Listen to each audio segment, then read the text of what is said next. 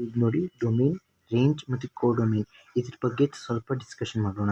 ಇದ್ರೊಳಗೆ ನೋಡಿ first of all relation ಆದ ನಂತರ ಡೊಮೇನ್ ಬರುತ್ತೆ, ಡೊಮೇನ್ ಆದ ನಂತರ ರೇಂಜ್ ಬರುತ್ತೆ, ರೇಂಜ್ ಆದ ನಂತರ ಕೋಡೊಮೇನ್ ಬರುತ್ತೆ. ಇವೆರಡು ಇಂಟರ್ಲಿಂಕ್ ಇರುತ್ತೆ.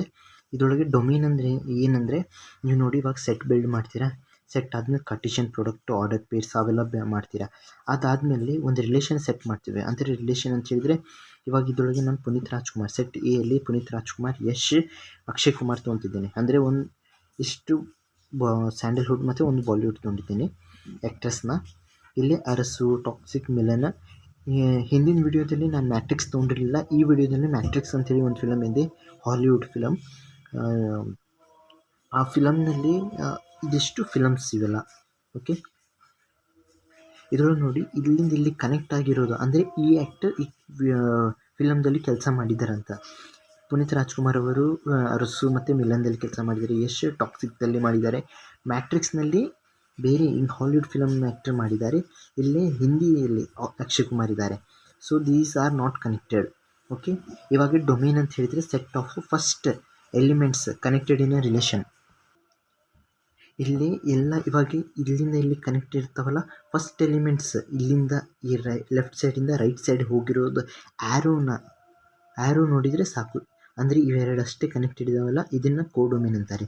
ನೋಡಿ ಡೊಮೇನ್ ಅಂತಾರೆ. ಡೊಮೇನ್ ಅಂತ ಹೇಳಿದರೆ ಸೆಟ್ ಆಫ್ ಫಸ್ಟ್ ಎಲಿಮೆಂಟ್ಸ್ ಅಂದರೆ ಕಾರ್ಟಿಷಿಯನ್ ಪ್ರಾಡಕ್ಟ್ನಲ್ಲಿ ನಾವಿಲ್ಲಿ ಬರಿತೀವಲ್ಲ, ಒಂದು ನಿಮಿಷ ಇಲ್ಲಿ ನೋಡಿ, ಇಲ್ಲಿ ರಿಲೇಷನ್ನಲ್ಲಿ ಆಗಲಿ ಕಾರ್ಟಿಷಿಯನ್ ಪ್ರಾಡಕ್ಟನ್ನಾಗಲಿ ಹೀಗೆ ಇದು ಫಸ್ಟ್ ಎಲಿಮೆಂಟ್ ಇದಾವಲ್ಲ, ಇದನ್ನು ಡೊಮೇನ್ ಅಂತಾರೆ. ಓಕೆ, ಈಗ ಡೊಮೇನ್ ಅಂತ ಹೇಳಿದರೆ ನಾವು ಪುನೀತ್ ರಾಜ್ಕುಮಾರ್ 2 ಸಲ ಬರೋಕ್ಕಾಗಲ್ಲ. ಯಾಕೆಂದರೆ ಪುನೀತ್ ರಾಜ್ಕುಮಾರ್ ಅರಸು ಜೊತೆಗೆ 1 ಸಲ ಇದೆ, ಮತ್ತು ಪುನೀತ್ ರಾಜ್ಕುಮಾರ್ ಮಿಲನ್ ಜೊತೆಗೆ ರಿಲೇಷನಲ್ಲಿ 2 ಬಂದಿದ್ದಾವೆ ಎಲಿಮೆಂಟ್. ಇದರೊಳಗೆ ಡೊಮೇನಲ್ಲಿ ನಾನು ಇದು ಒಂದು ಸೆಟ್ ಇದೆಯಲ್ಲ, ಅದಕ್ಕೋಸ್ಕರ ಪುನೀತ್ ರಾಜ್ಕುಮಾರ್ನ 1 ಸಲ ಬರೆದಿದ್ದೇನೆ. ಪುನೀತ್ ರಾಜ್ಕುಮಾರ್ ಮತ್ತು ಯಶ್ ಇವು 2 ಇರೋದು ಡೊಮೇನಲ್ಲಿ ಈ ಎಕ್ಸಾಂಪಲಲ್ಲಿ.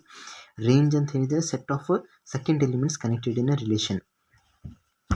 ರಿಲೇಷನ್ ಅಂತ ಹೇಳಿದರೆ ಫಸ್ಟ್ ಆಫ್ ಆಲ್ ಈಗ ನೋಡಿ ಇಲ್ಲಿಂದ ಆ್ಯರೋ ಹೋಗಿದೆ, ಇಲ್ಲೇ ಅರಸು ಹೋಗಿದೆ, ಅರಸು ಮತ್ತು ಟಾಕ್ಸಿಕ್ ಮತ್ತು ಮಿಲನ ಇದಾಗುತ್ತೆ. ಟೋಟಲಿ ಈ 3 ಫಿಲಮ್ ಅಷ್ಟೇ ನಾವು ಒಂದು ರೇಂಜ್ ಅಂತೀವಿ. ಅಂದರೆ ರೇಂಜ್ ಅಂದರೆ second elements in the relation. ಯಾವುದೇ ರಿಲೇಷನ್ನಲ್ಲಿ ಈಗ ರಿಲೇಷನ್ ಎಲ್ಲ ಎಸ್ಟಾಬ್ಲಿಷ್ ಆಗಿದೆ, ಒಂದು ಬಿಲ್ಡ್ ಮಾಡಿಟ್ಟಿದ್ದಾರೆ ಅಂದರೆ ಫಸ್ಟ್ ಎಲಿಮೆಂಟ್ ಯಾವಾಗ ಡೊಮೇನ್ ಇರುತ್ತೆ. ಓಕೆ, ಫಸ್ಟ್ ಎಲಿಮೆಂಟ್ ಇದರೊಳಗೆ ಕಾಮ ಹಾಕಿ ಫಸ್ಟ್ ಎಲಿಮೆಂಟ್ ಡೊಮೇನ್ ಆಗಿರುತ್ತೆ, ಸೆಕೆಂಡ್ ಎಲಿಮೆಂಟ್ ರೇಂಜ್ ಆಗಿರುತ್ತೆ. ರೇಂಜ್ನಲ್ಲಿ ನೋಡಿ ಅರಸು, ಮಿಲನ, ಟಾಕ್ಸಿಕ್ ಇವೇ ಇರೋದು 3. ಇವಾಗ ಬರುತ್ತೆ ಕೋಡೊಮೇನ್ ಅಂದರೆ ಏನಂತೇಳಿ. ಕೋಡೊಮೇನ್ ಅಂತ ಹೇಳಿದರೆ ಕಂಪ್ಲೀಟ್ ಸೆಟ್ ಬಿ. ಅಂದರೆ ಇವಾಗ ನಾವು ಬಿಯಲ್ಲಿ ತೊಗೊಂಡಿದ್ವಿ ಅರಸು ಮತ್ತು ಟಾಕ್ಸಿಕ್, ಮಿಲನ ಮತ್ತು ಮ್ಯಾಟ್ರಿಕ್ಸ್ ಅನ್ನೋದೊಂದು ಫಿಲಮ್ಮು, ಅದು ಲೆಸನ್ ಹೆಸರಲ್ಲ ಫಿಲಮ್ಮು. ಇಲ್ಲಿ ತೊಗೊಂಡಿರೋದು ಫಿಲಮ್ ಮ್ಯಾಟ್ರಿಕ್ಸ್ ಸೆಕೆಂಡ್ PUCಲಿದೆ. ಓಕೆ, ಇದನ್ನು ಕಂಪ್ಲೀಟ್ ಸೆಟ್ನ ಕೋಡೊಮೇನ್ ಅಂತಾರೆ. ಓಕೆ, ಇಲ್ಲಿದೆ ನೋಡಿ ಕೋಡೊಮೇನ್ ಅಂದರೆ ಕಂಪ್ಲೀಟ್ ಸೆಟ್ ಬಿ. ಅಂದರೆ ಇವಾಗ ರಿಲೇಷನ್ ನಾವು ಹೀಗೆ ಎಸ್ಟಾಬ್ಲಿಷ್ ಮಾಡ್ತೇವೆ, ಈ ಫ್ರಮ್ A to B ಅಂಥೇಳಿ, ಇದನ್ನು ಕೋಡೊಮೇನ್ ಅಂತಾರೆ. ಕೋಡೊಮೇನ್.